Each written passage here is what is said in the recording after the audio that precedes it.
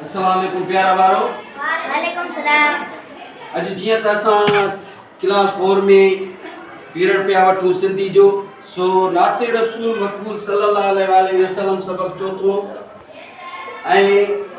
गॾिजी असां रिधम में पढ़ंदा आहियूं। नात हुज़ूर साईं जी शान में चई वेंदी आहे, सो गॾिजी करे मूंसां सभु पढ़ाईंदा।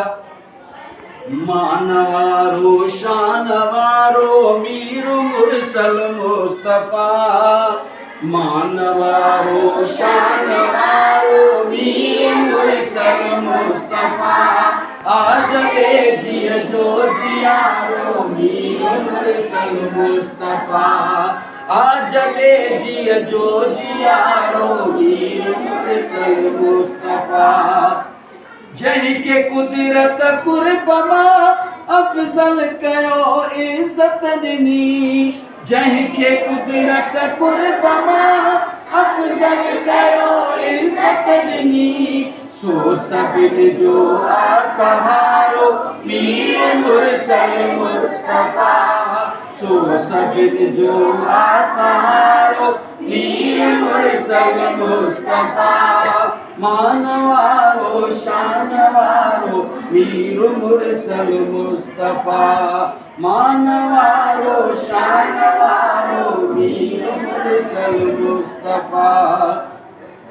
ना जंहिंजो तो खड़ा ही रूह तो मसरूर थे, ना जंहिंजो तो खड़ा ही रूह तो मसरूर थे, सभिनि खां नाम यारो मीर मुरसल मुस्तफ़ा, सभिनि खां नाम यारो मीर मुरसल मुस्तफ़ा, मान वारो शान वारो मीर मुरसल मुस्तफ़ा, मान वारो शान वारो मीर मुरसल मुस्तफ़ा, अज भी ॾिस सारा चइजी सारो आलम तो करे, अज भी ॾिस सारा चइजी सारो आलम तो करे, आए बस रहमत सारो मीर मुरसल मुस्तफ़ा, आए बस रहमत सारो मीर मुरसल मुस्तफ़ा, मान वारो शान वारो मीर मुरसल मुस्तफ़ा, मान वारो शान वारो मीर मुरसल मुस्तफ़ा, जंहिंजे कारण ही दुनिया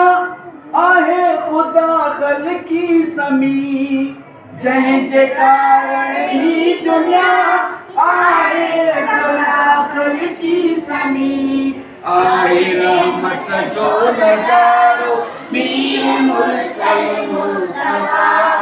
आहे रहमत जो नज़ारो मीर मुरसल मुस्तफ़ा, मान वारो शान वारो मीर मुरसल मुस्तफ़ा,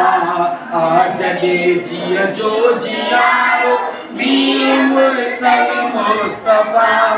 मान वारो शान वारो मीर मुरसल मुस्तफ़ा। सचो सुभान अल्लाह।